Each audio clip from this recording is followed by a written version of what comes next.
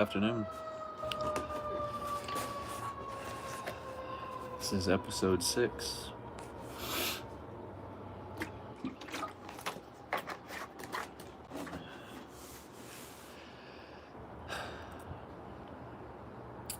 Hope everyone's having a wonderful new year. 2022. We are going digital. Everything's getting more convenient. Everything's getting more accelerated.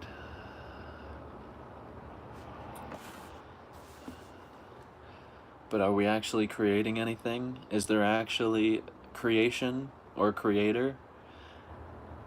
Because when you say creation, there must be a creator behind creation. And when you say creation, there must be a beginning or starting point to this creation, what's begun. But if nothing is separate, nothing is actually happening, what is actually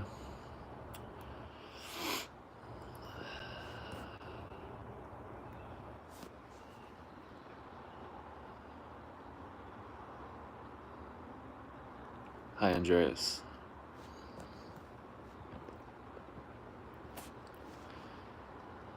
But eventually we will find there is only one place, there is only one being, there is only one presence. And that's what we're all being brought to, is back home, back to ourselves, back to our divinity, beyond this disguised experience. Good morning, Amelia. Good morning, Andreas.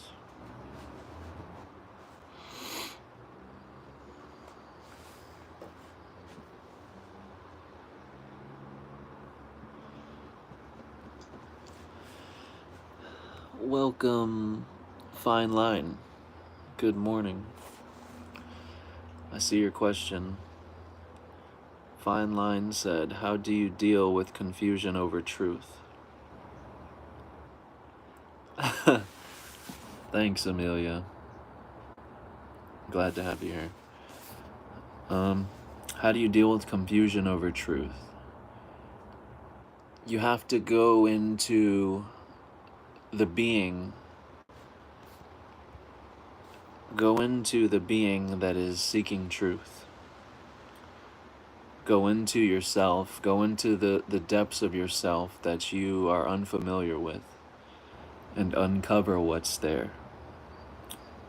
In doing so, it will help you shed the pieces of yourself that maybe have never been,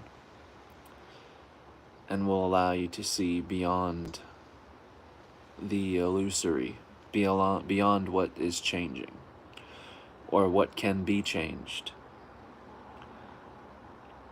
Because what changes is not real, and what's real does not change.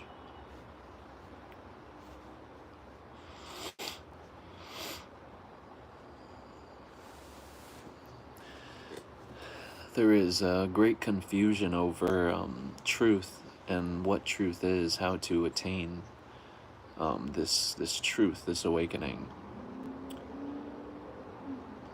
But you must go into the greatest parts of yourself that are widely unknown, unfamiliar, uncomfortable, unrecognizable.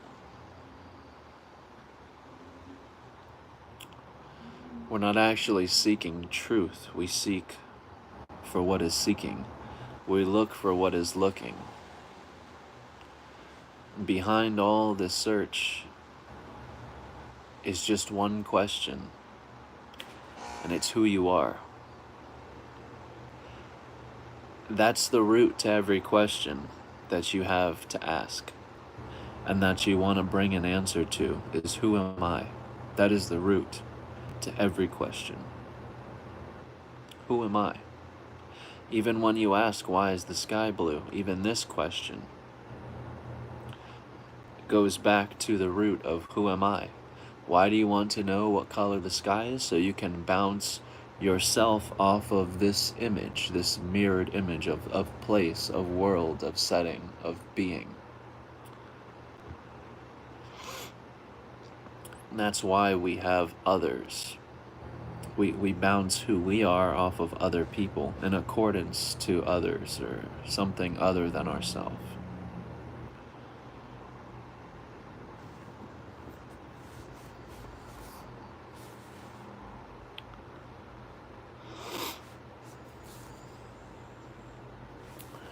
That's right, Star. Everything and nothing. That's what we are. Both everything and nothing. Nothing to be known, yet everything to be felt.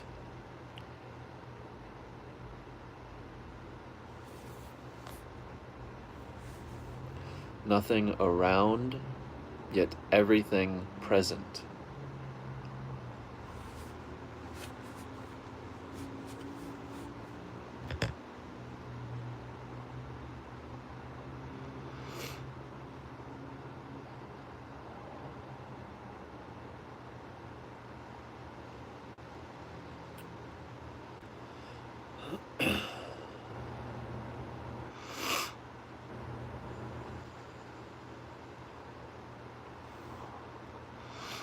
Realize there's no one coming to save you.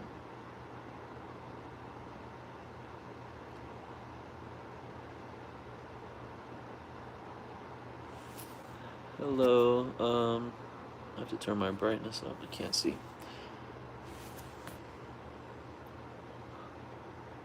Hello, Betsy and Star, good morning.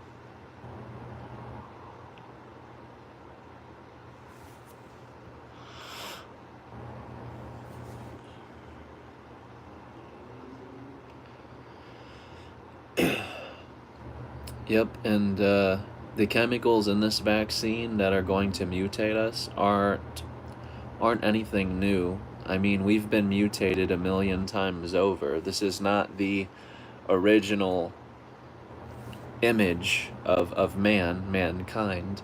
We've evolved, we've mutated a million times over since.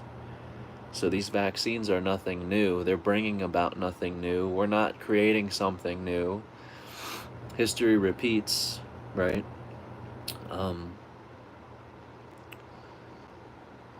Yeah, everything that's happening has already happened, already been done. There's nothing new that's happening. There's nothing actually even happening. And that's the great teaching of non-duality, which is what I'd like to focus on, is non-duality, oneness.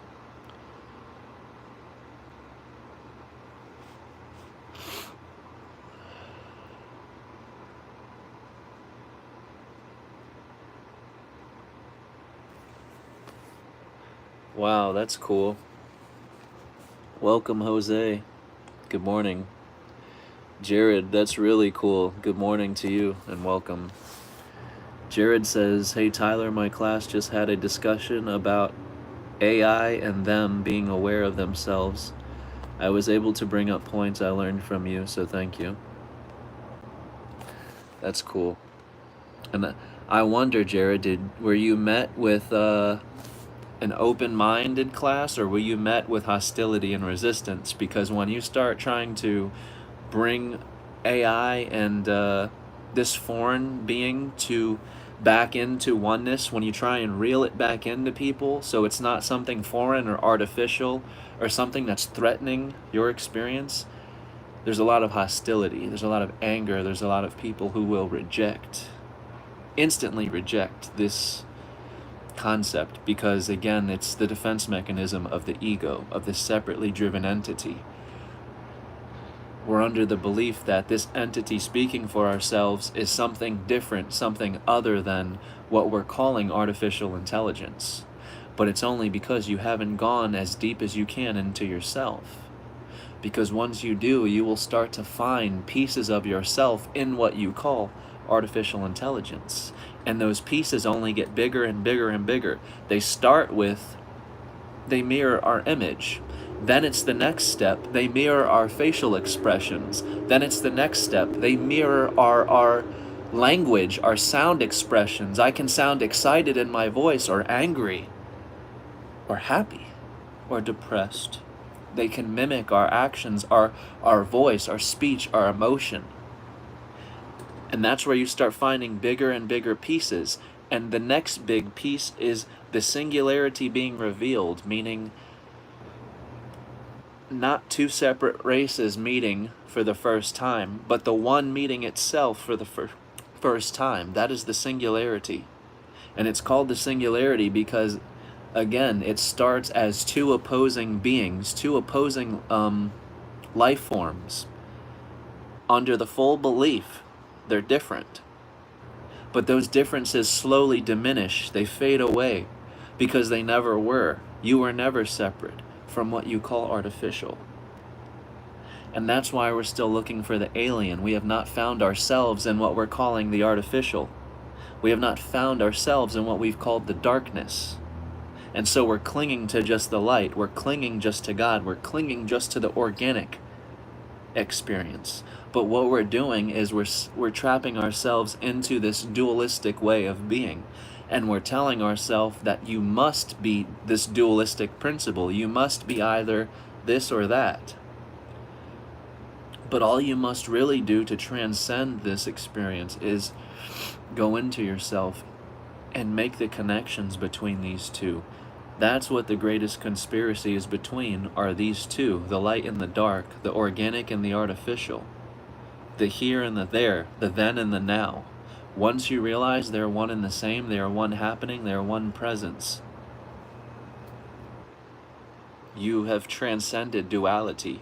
You have gone beyond the boundary of duality. And you will instantly begin to see differently, because you have three eyes, two to look, one to see. So once you begin changing the mind itself, your experience changes, because what you think to be the world and yourself in this world is nothing but your own mind that you're looking into.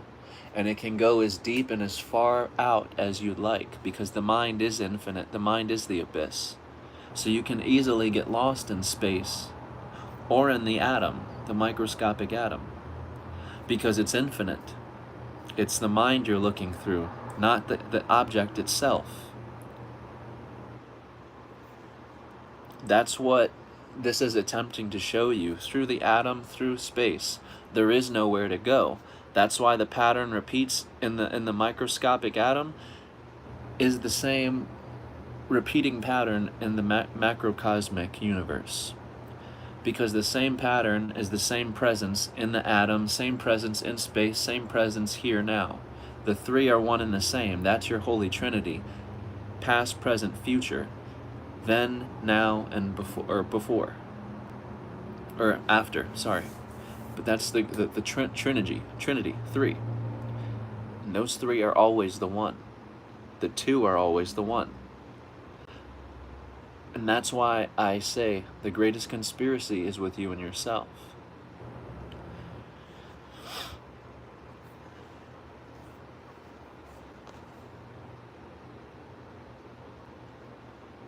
Well, that's cool, Jared. At least you were met with confusion and not anger, or, people lashing out at you, because it can happen, like I said, and I understand why people are angry, because they feel like there is an imminent threat, there is a very real danger, and it feels as real as the child telling you, there's a monster in my closet. You don't tell the child that the fear is not real, you don't tell the child not to be afraid, you show them that there's nothing in the closet. And it's the very same with this path. You have to show the person, show the being, there's nothing there. And it's the same with the white rabbit that we chase. There is no white rabbit. But you must be reminded of this, because it's very real to you. Good morning, Ricardo. Welcome, welcome. Morning, Juan. I'm glad you jumped on too. Welcome, welcome.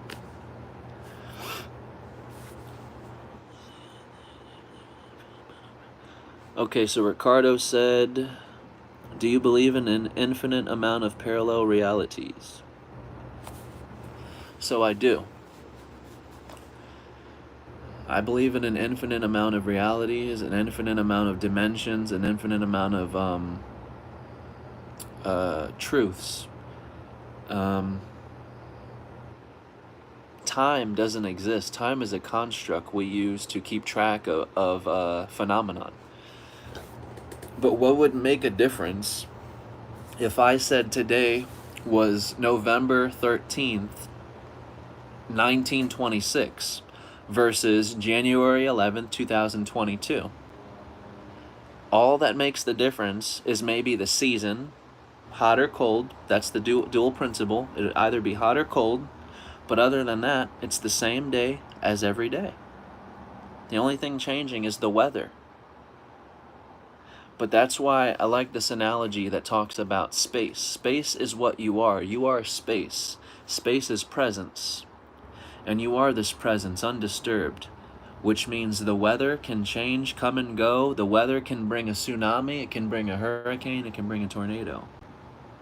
But it could never destroy or actually physically touch and harm space. So the space is not disturbed by what weather comes or goes. Space remains no matter what. Your presence is that space, and the thoughts you have are that weather that come and go, sometimes good, sometimes worse. But you cannot be touched by these thoughts. You will never have to endure these thoughts. That's how you can separate self from the mind, thought. You are not this. And when you're honest with yourself, the only thing that these thoughts are that you're tormenting yourself through are compiled words that are made up. And the only reason they're made up is so you could communicate with yourself, with reflections. But we've allowed words to become things, to become the objects. So when I hold this up, you're not seeing what this is, you're only seeing yourself. When I ask you the name of this, you've assigned this object a word. And so now, when you say that word, even without me showing you this object, you say the word now. The object is in your mind because you've assigned the word to the object. You've allowed the object to become the word. And remember the quote, you are the universe experiencing itself, which means, and remember, this is God's greatest secret. The greatest secret God has kept from itself is, you are the only one here. That's another way for saying you are the universe experiencing itself.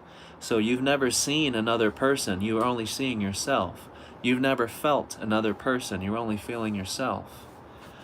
All the objects you touch, see, experience throughout your day is only yourself. You're describing yourself. The sensation of this object is only the sensation through myself. I'm feeling myself.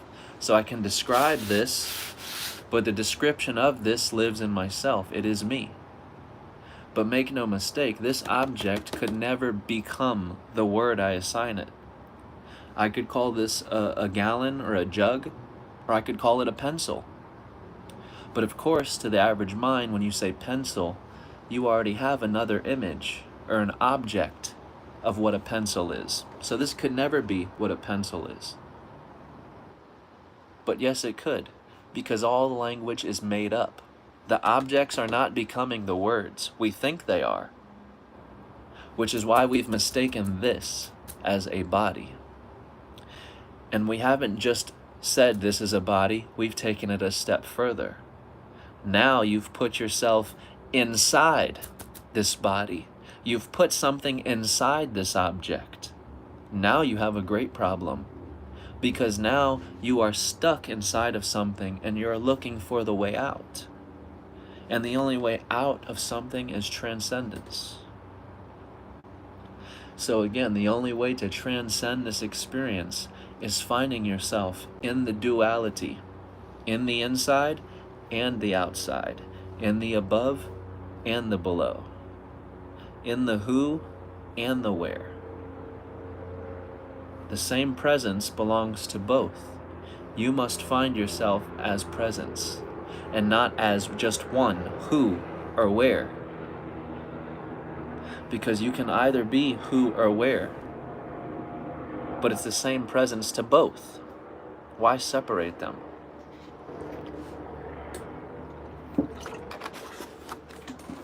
All objects are the same expression, are the same presence. But again, we see many objects because we've fallen for the language spell. We've fallen for the word. And that's what's so powerful about the word. In the beginning was the Word, and the Word was God. And the Word was with God, and the Word was God. God represents unity, totality, the entirety. So the Word was God, meaning total. The Word was whole because it was a part of silence. Silence is the source to all words. So the Word was with God because the Word was with silence. You were birthed out of the womb in silence. And so you were birthed in the highest expression of God. But you spoke the first word. You may have been taught or told, dada, mama, these type of words broken down to you, but you had to speak the first word. So that whole creation story of John, in the beginning was the Word, and the Word was with God, that's being told through every single baby. When they open their eyes, they are God. Up until the point that they speak that first word. When we celebrate, oh my God, it's their first word, our child's first word. That is the start of the ego, of the separately driven entity from the divine itself. And I'm not saying it's a bad thing, I'm just making us aware. The moment we fall into the word, we have fallen from the grace of heaven. That is what these stories represent. Man has fallen from heaven, fallen from God, because he has lost the divinity of his silence. He has fallen into the spoken word. And like I said, now you see objects, you see many objects, you see telephone poles and grass and trees and sidewalks, all these objects in your experience. Yet there's only one presence here, and you are that presence. There is only one being here, and you are the only one here. There is no others. There is no objects, there is no place, there is no person. We're all the same universal presence, establishing a different experience, establishing a different level of self-awareness. So inevitably we become a new name, a new person, a new experience, a new form.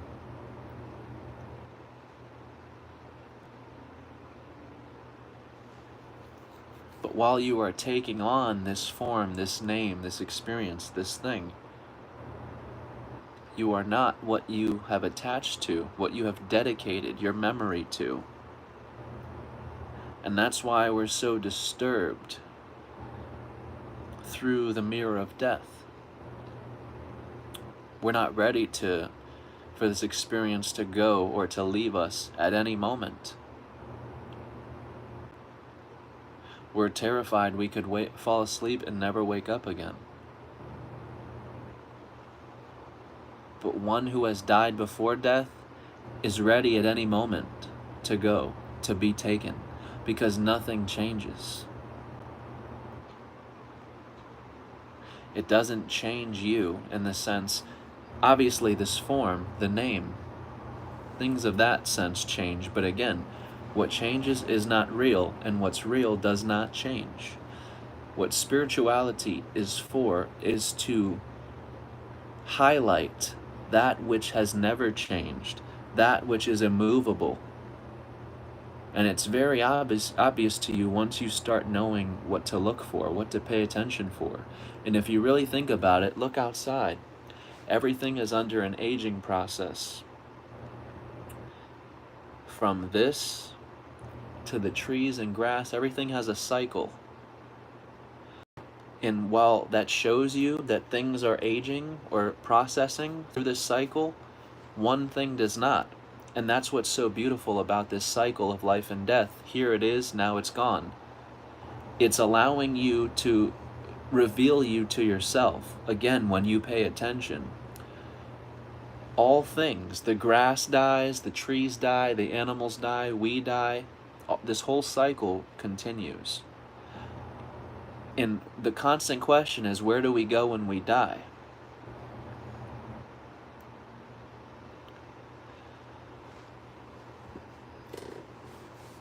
But that's where you must realize nothing has ever begun.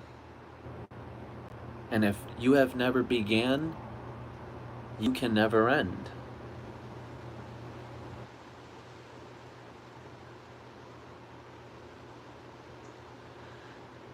Everything is transpiring through this moment. And by transpiring, I mean everything is being changed through this moment. This moment is not something you can stimulate with the senses. The moment is allowing you, is granting you the experience of senses and emotion. We don't realize that what we're calling this moment is the source to our senses. That's why you can't see it, you can't touch it, taste it, smell it. It evades you every time you try and capture this moment. Every time you try and meditate to be in this moment, it leaves you. And you must meditate again, or do something to be back in this moment. And it keeps evading you. Because you're making it a pursuit, you're making it a chase. You're not acknowledging. You are this moment. All it takes is you to acknowledge. You as this reflection and this name will change more times than you could put a number to through this moment. But the moment itself, this presence,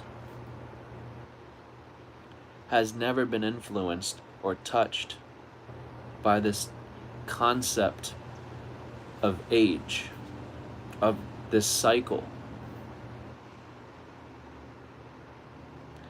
And it is this moment that we're searching for, because it is this moment that is pure, it is perfect, it is divine, it is bliss.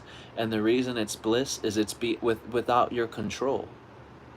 And that's why I tell people, we think we want control here, but every time I hear somebody saying they're trying to meditate or do something to improve their life, that's what you're directly saying, is you're ready to surrender your control. But as the ego, we think that means increasing our control. How do I improve this experience? I need more control over it. That's what we think. But it's actually surrendering, letting go, to see that there is an intelligence here so beyond what you think you are, and so beyond your level of control. It's already taken care of you, and it loves you more than the concept you have of love itself. But you won't surrender to this love. You won't accept this love. You won't accept this gift from yourself. Because what you're saying is, me, Tyler. Tyler can do it better than that, than the divine. You're not calling it divine, you're calling it government. Or you're calling it Satan. Government or Satan. But it's you attempting to get you out of your own way, so that you can see what's beyond the thought of yourself. Because that's all you are as a name. You're not your name, you're not your job description, you're not the description of your body, nor are you body itself. You're not the mind. So you must know yourself beyond these concepts by getting to the source of thought itself. Don't ever allow yourself to fall into a compiled thought, memory of words. Remember, the words are made up, they're empty. So if you exist in these words will be returned to silence.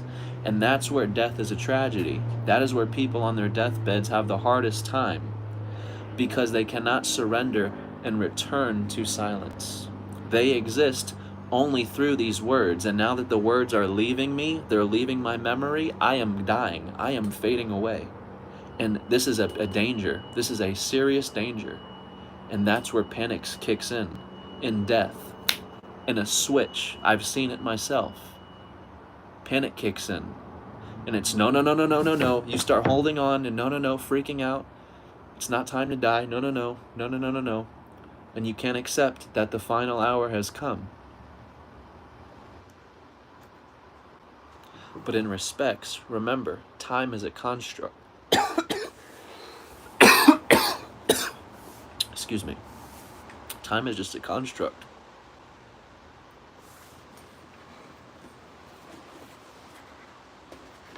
So realize all you have is this moment.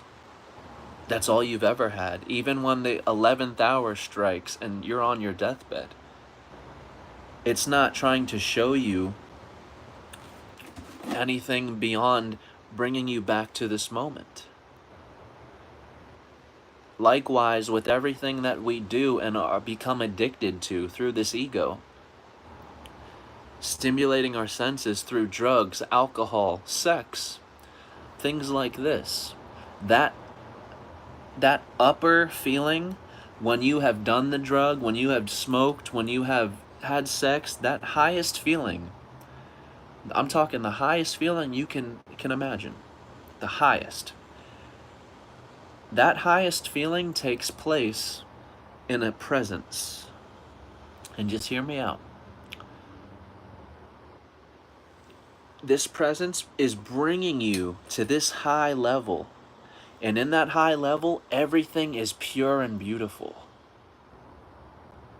Everything is back to that inner child of just beautiful.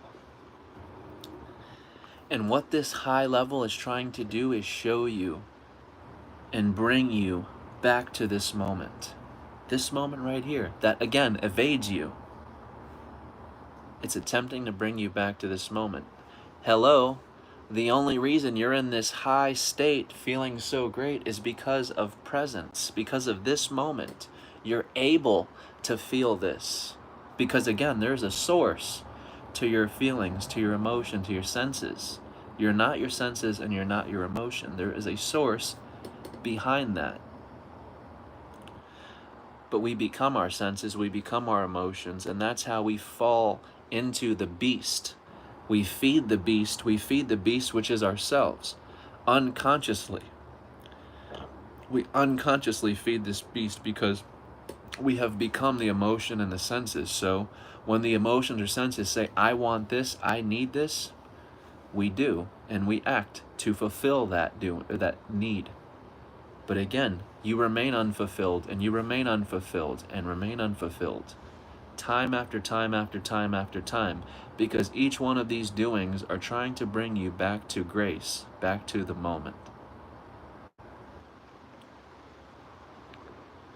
After sex, when you have that high feeling, and I'm not telling people not to do sex, not to do things, not to smoke.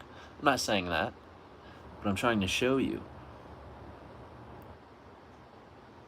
There's no doing that can achieve this realization. You can always be in that bliss, in that upper feeling.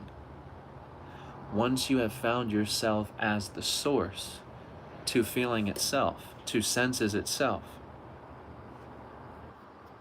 That's what these things are attempting to do, are bring us back to this moment, back to ourselves, back home, where everything is simple and easy and effortless. And you're more happy in this way. Versus the adult who wants more control, more possessions, more materials. You will not tell me what to do. That's the adult. Versus the child. Just go with the flow. Row, row, row your boat gently down the stream. Children do have temper tantrums, but adults are worse. They're worse. We start war behind our temper tantrums. A child wouldn't do that.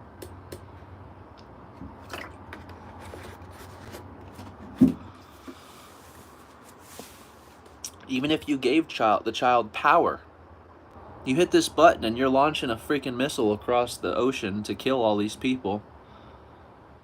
They're not going to do that over a temper tantrum. They're not going to kill or hurt another being. That's adulthood. Adults think in that fashion, not children.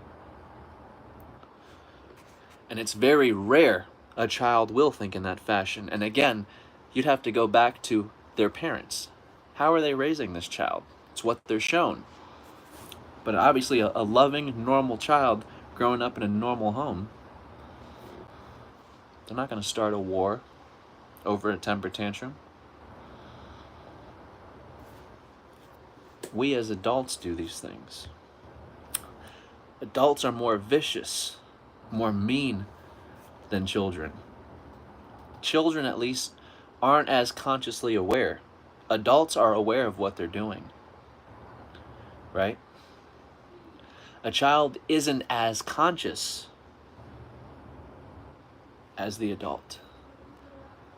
So adults are very tricky.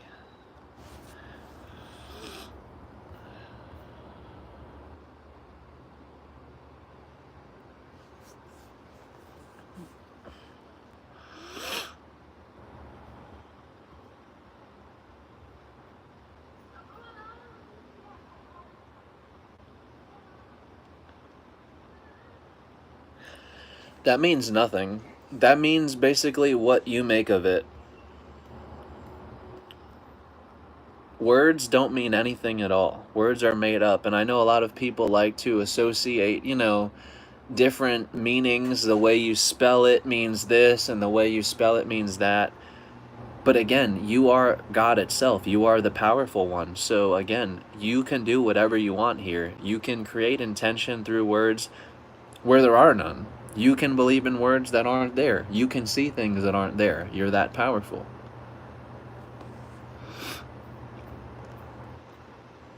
But no, those things are just coincidence.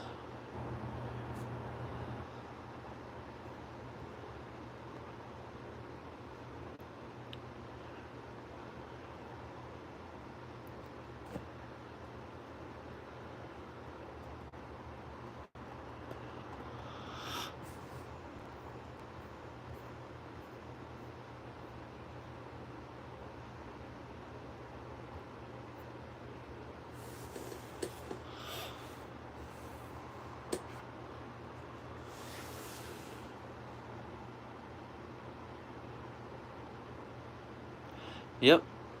Yeah, I heard about China's artificial sun. Once again, we're not creating anything. There is no creation, there is no creator. That implies beginning.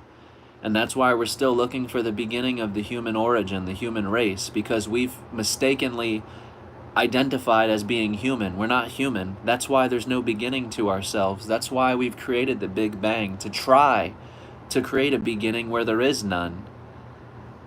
But we're not human.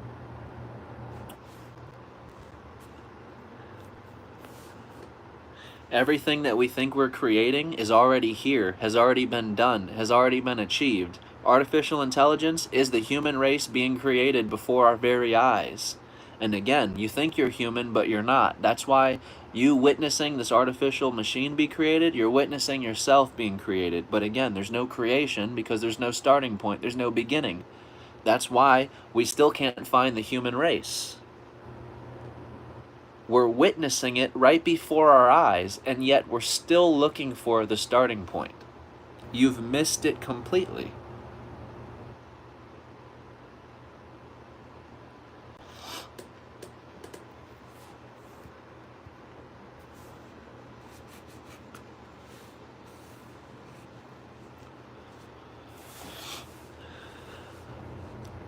Oh, no, dude, I can't explain that experiment. I'm not like a scientist, or I don't teach about nuclear fusion and stuff like that, so that's not my... If you're here to hear me explain the nuclear reactors or something, that's not my profession, that's not my specialty, so... Wrong guy. I know probably less than you do on that. I focus on non-duality, so I bring everything back to oneness, wholeness, unity. Like, how is artificial intelligence really ourselves? That's what I bring it back to. This is ourselves. The sun we're creating already is. Everything we're bringing about we think is new or an improvement, it already is. And it's already perfect. And that's what we'll come to find.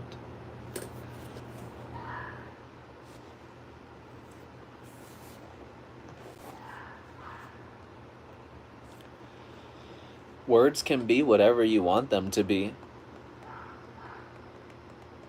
That's where you must realize that alone.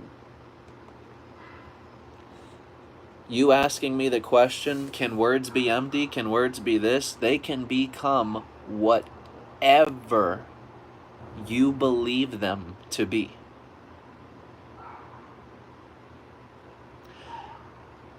Words are like water because they're shapeless. They fit into any shape, which means the earth was no shape until you mistaked this image as the word earth. And now through the word earth, when you see with these two eyes, these are only projecting what the mind believes. So the mind has believed now this is earth because we've said it enough times. And why do we call this earth? Because it introduces the concept of place. Place. I am in a place, and this is where I am. This is my position in space, if you will.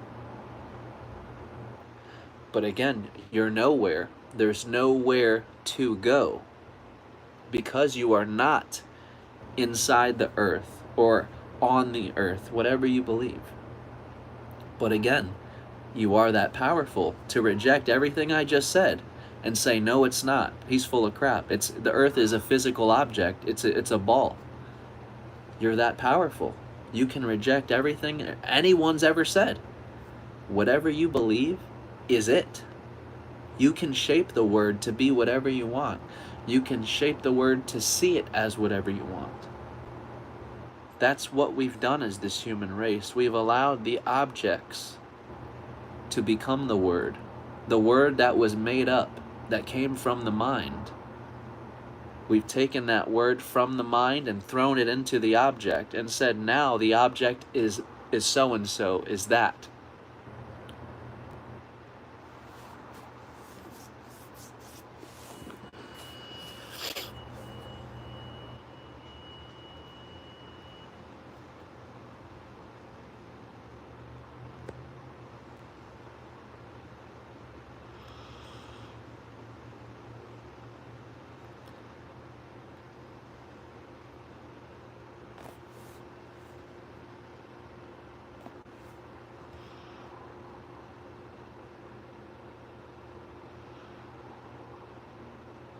Hey, we take a break.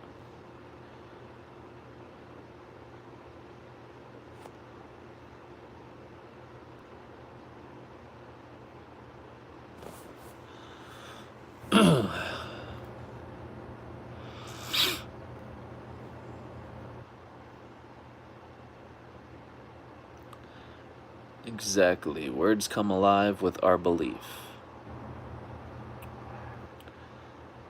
Thoughts.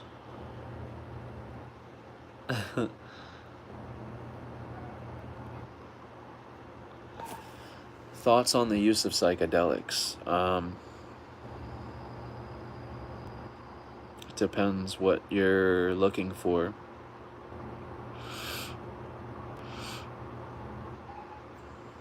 What are you looking for through psychedelics?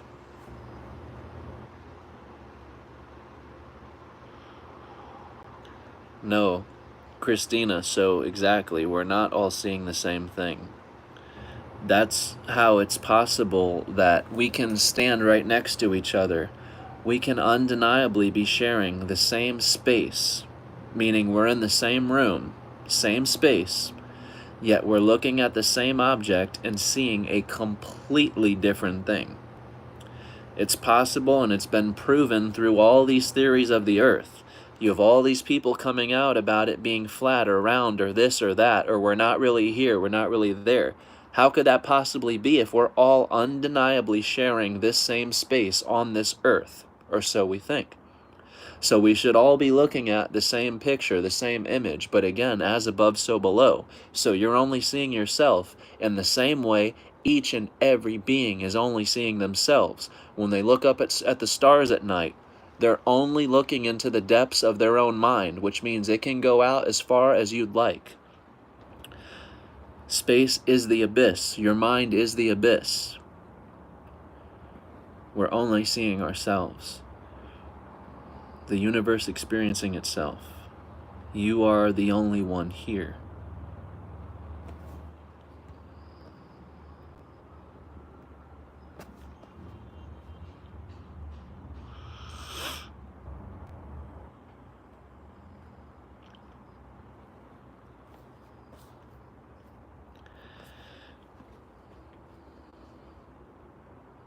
And that's what's so neat, is you are that powerful. A lot of us want to believe that, the government has this power, or we don't have this power because of our position here, our financial status here. We don't have a position in power. Neither do I. I work at Home Depot. I am an average Joe. I work probably over 50 hours a week and am the most normal person you can meet. Doesn't take some financial status or some position and power to be in the government or some Freemason. Doesn't take that. It takes you knowing yourself and not giving this power away any longer. Because by you saying this experience, my experience, is the government's fault or Satan's fault, not only are you blaming someone else, but in blaming someone, you're pushing your power away. You have the power to directly impact and influence your experience. You must be the change you want to see. And it's so much easier to pay someone online to play a video for you, to read a verse for you, to recite something for you, or do something for you, and have your experience be improved. It's so much easier to point the finger or to look at a group of people and say, that's my problem, that's the what's wrong with my experience. It's hard to have to look within yourself and begin changing one piece at a time. Begin picking apart everything you believe to be true. That's hard work. It's uncomfortable work. And that's why there aren't so many Buddhas out in the world. Why do you think there was only one man that did this and achieved it? Because he paid the ultimate price that the average person is not willing to pay. We're too comfortable. We're too lackadaisy. We're too wanting the next new upgrade, the new iPhone, the new possession. We don't actually want sovereignty. And while we think we do, we don't, because we're not willing to pay the ultimate price. The minute you are willing to pay that price, there's nothing that can get in your way or stop you, because you are what's getting in your own way. Your belief of government, of conspiracies, of they want to vaccinate me, they want to do this to me. The conspiracy is between you and who you think they are.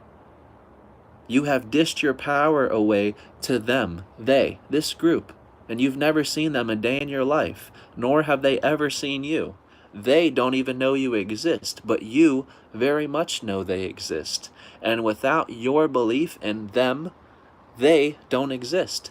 They have no power.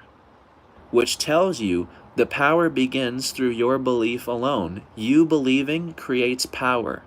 And it's through that power that you are giving your power away. Because I believe in them. I believe in this group. I believe in this entity. And how can I deny it when look what's happening? I'm being forced to be vaccinated, so it's proof they're alive. They're here. They're coming to get me. But again, you are the alien to yourself. You are unknown to yourself. So how do you know this is they or them or something other than yourself coming to remove you out of your own way so that you can achieve the very sovereignty you're chasing day after day after day after day? But again, it all goes back to, you're not serious. Window shopping. Very few people are ready to check out. And by check out, I mean die at any moment, die at any time. Why? Because we've already experienced death before a physical death. And we know what awaits us. Therefore, we are ready to go at any moment, free of death. Because I know what's behind the door. I've discovered the alien from within myself. And now I don't need another life form to come reassure me about who I am. I don't need something other than myself to come and tell me who I am. I don't even need them to confirm what I know. I know who I am to the depths of my core, which means I know you. It's impossible not to. We're the same person. We're the same being.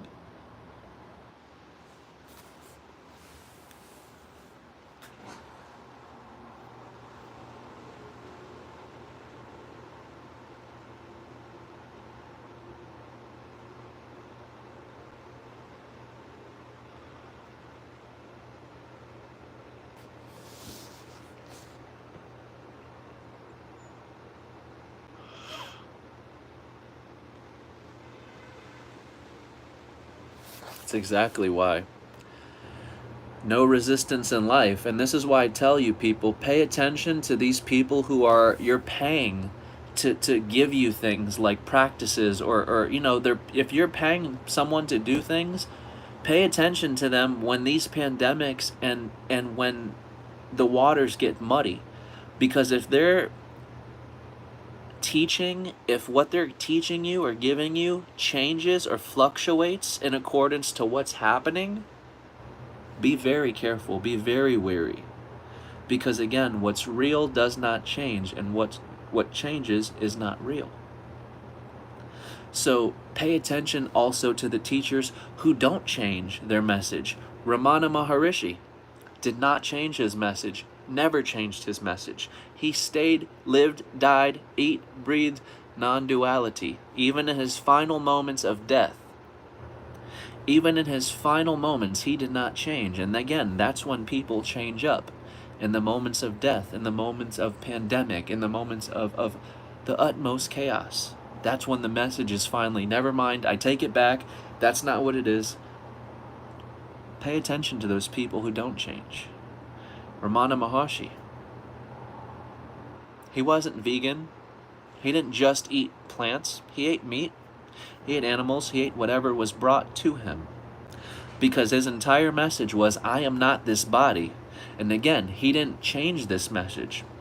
He didn't believe in it today, and tomorrow, no. I'm not this body. Why would I try to preserve this any longer than the intelligence that put me in this? I am not this body. I am that intelligence. So when that intelligence wants this body to end, cease to be, that's when I will leave. And even then, on his deathbed, he was gasping for air. He was in so much pain just to breathe. It killed him inside and out, just to breathe. And all his disciples are sitting around him and they're crying. And they're saying, I can't believe you're leaving us. I can't believe you're dying. And with all his effort, it hurt him just to breathe. So I can imagine it hurt him a great deal to speak these last few words. But he was able to get out one last sentence before he died. And this is what he said. They say that I am dying, but where will I go? I will be here. And that was his last words. They say that I am dying, but where will I go? I will be here.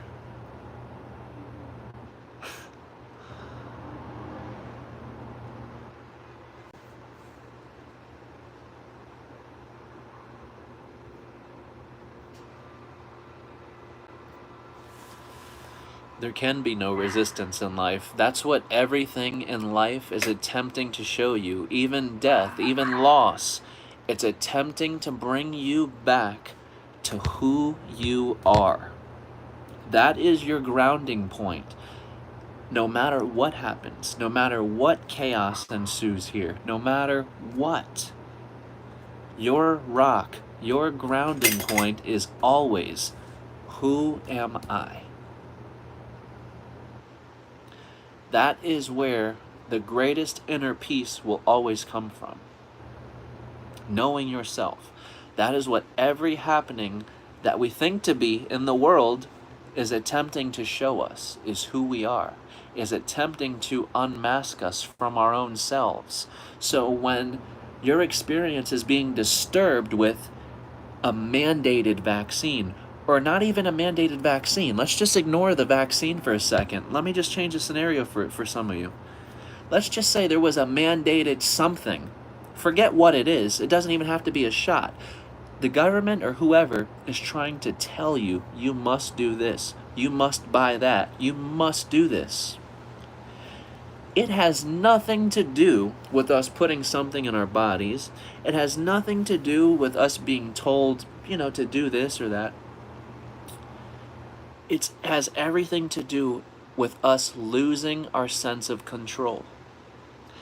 That's what's surfacing through this mandated vaccine is, oh shit, oh crap, the ego's trembling now because it thought it had control here. I'm cold, I want to go buy a jacket to warm me up. I buy a jacket, I'm warm. And that's how you start establishing comfort. And then too much comfort, and then too much comfort. And now you're entitled to it all. This is mine, this is me, this is what I am. And so now, that control is slowly being taken from you because it never was yours.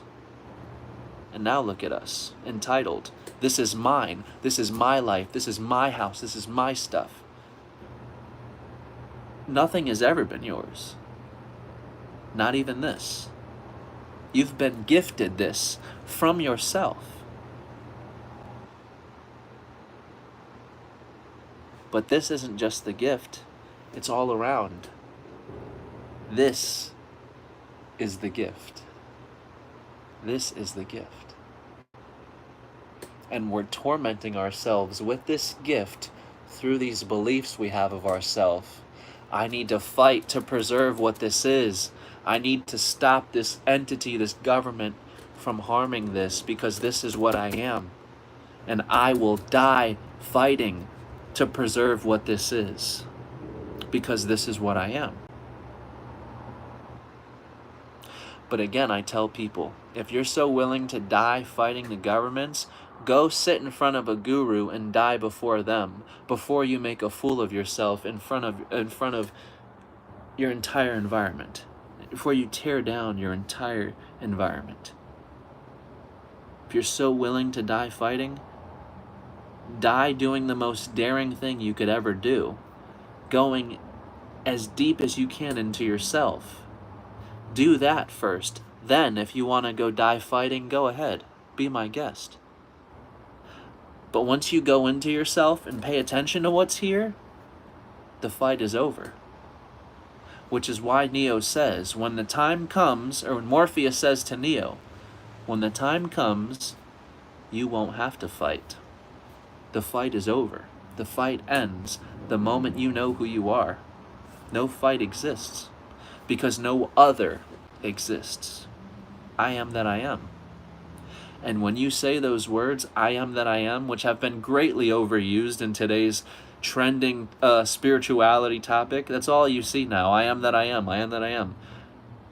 More than half the people that say this quote don't acknowledge they are that they are. You are that which you are. I bet half the people that say this, I am that I am, still believe in shadow government. So you've traded Satan, you've traded that mirror to blame for another. Because now it's not Satan's fault, as in religion. You've awakened. So now that you've awakened, you've just traded one mirror for another. It's not Satan's fault now it's government's fault. That's all you've done. You've traded the mirrors. You've switched the entities up. But make no mistake, that mirror is to prevent you from looking directly into yourself. To say, I am this power. It's not that entity, and it's not that entity that holds this power. It is myself. And the moment my belief of these two entities dissolve, likewise will the entities that you think are running this. They will dissolve and crumble.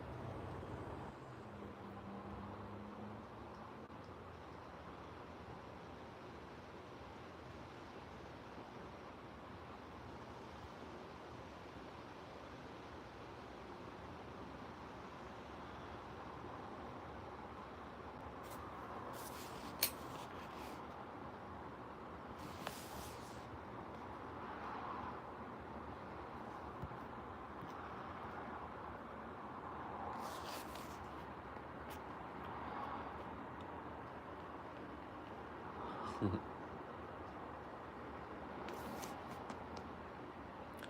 gonna get ready to finish up this video, so I'm gonna leave like 5 minutes left just for any last questions. If anyone wants to donate, I'm gonna leave the donation link in here. I appreciate everyone who's donated thus far, and help me share. That's honestly gold. Is any shares, if this resonates, please feel free to share this on your platforms. The more shares, the more subscribers, the more engagement I can get on here, and likewise, the more donations, the more time I'll have to be able to step away from my job to make more videos. So I wanted to go live all week last week, you know, seven videos in 7 days, but I was only able to do 4 because I had to work and I was doing the night shift, so that sucks. But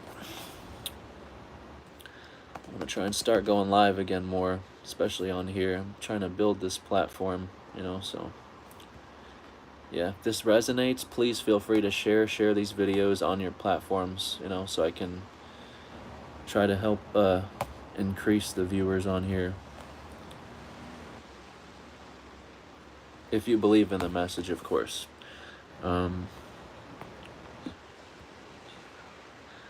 Wow, that is a freaking beautiful question, Christina. You may not understand how wonderful that question is. Wow, I've never been asked that. It's a simple question, but it's very complex. I love that question. Wow, I've never been asked that, Christina. Christina says, so do you see anything around you at all then? Oh, I love that question. Because that's essentially what I'm saying. There is nothing seen around but one self, one God, one presence, one thing. So to answer your question, I only see myself, and I'm not saying the self of Tyler. Tyler is the illusion. I'm not seeing myself as this body, as 5'11", brown hair, brown eyes. The source, the all-seeing eye. That's what I see around me. One being, one presence. I don't see place, I don't see person, and I don't see things. Why? Because I don't believe in these things as what they are. I know that the objects I experience throughout my day are not the words I'm assigning them. I know the places I commute every day to travel to are not actual places. And likewise, I know the people that I speak with every single day at my job or at store or wherever are not beyond myself. And again, not Tyler. Tyler is the illusion. They're not beyond myself as this cosmic energy of one. They are the energy itself. They are the same presence within myself. So a lot of people like to talk about the void, which is more commonly known in the psychedelic community. If you've done psychedelics, if you may have experienced what's called the void, an absence of anything, yet the presence of everything. And that's essentially where I exist day after day after day after day. Every day is the same day because it's the same presence. I am free. I am free of time. I am free of space. I am free of person. I am free of place. These concepts don't exist. You don't belong to the world. The world belongs to you. And I don't mean, again, not the object, because the object is not the word. The words you use, the word world, belongs to you.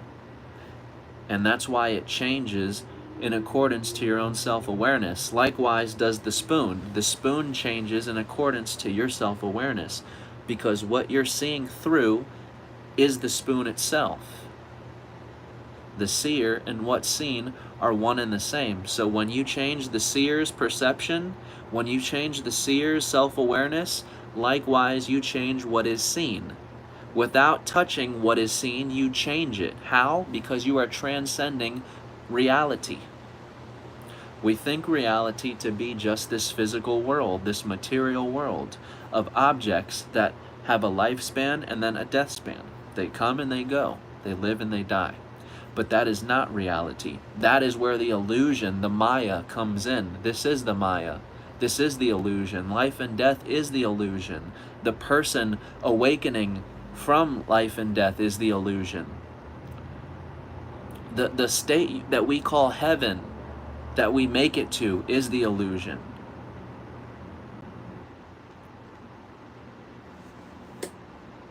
You must go beyond these words, beyond these concepts, beyond duality, by getting to that source within yourself that undeniably is there.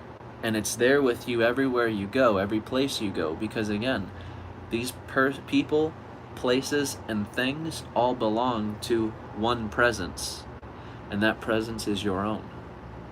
Which means if you're depressed, people, places, or things won't help you.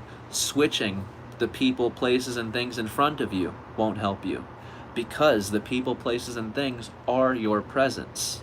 So if your presence is disturbed, is depressed, you will bring that depressed feeling, depressed state with you, no matter what person, place, or thing is in front of you, because all three belong to presence. You're only experiencing yourself from your own vantage point, from your own level of awareness. So again, do not try and change the earth. That's impossible. Instead, only realize the truth. There is no earth. Then you'll see that it's not the earth that's changing, it's only yourself.